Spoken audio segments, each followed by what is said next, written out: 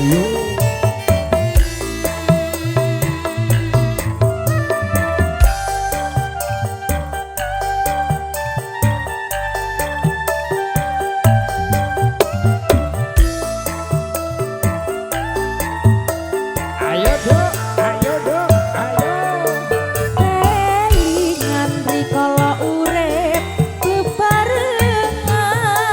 Bebarengan susah kabeh ra dadi alasan senajan sedina mung mangan sepisan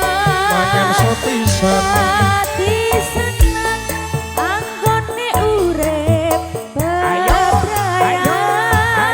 nanging saiki uripmu wis moyo kanggo lali rikala jaman semono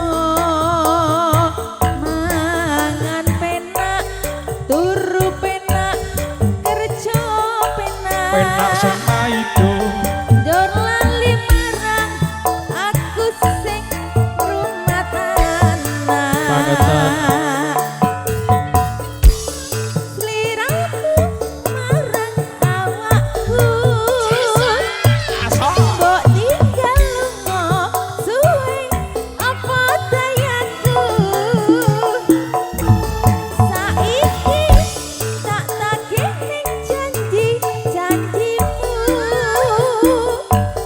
lali anak ojo ngelali anak ora nek lali.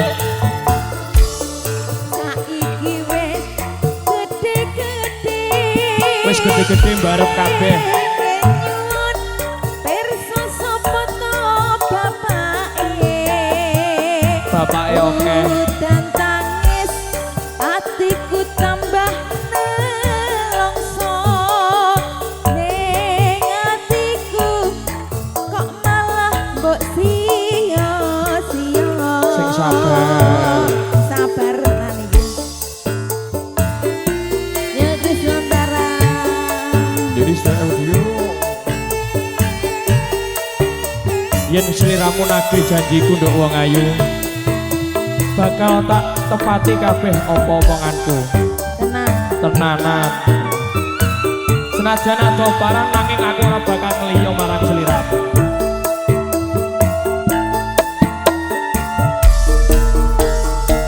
Yo padet wis suwe anggonku lunga nggonku urip ngatur nasib ana buta aku tinggal anak bojo lan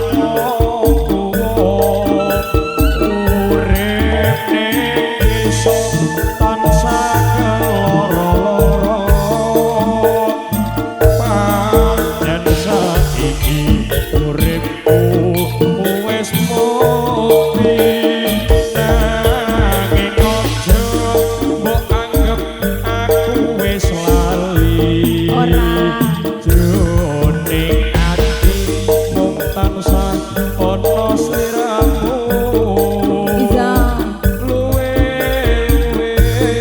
dasiku patroning atiku pancen wis dadi supatroning atiku yen turuti saka turutan karepmu nanging aku ora lali mring bagasanku sing tak jaluk sabar ngenteni tengahku yen anakku takon saka to bapake kabeh kuwi pancen wis ana benere kadang ono aku isih nyambut gawe goyane anakku kelawan kowe goyane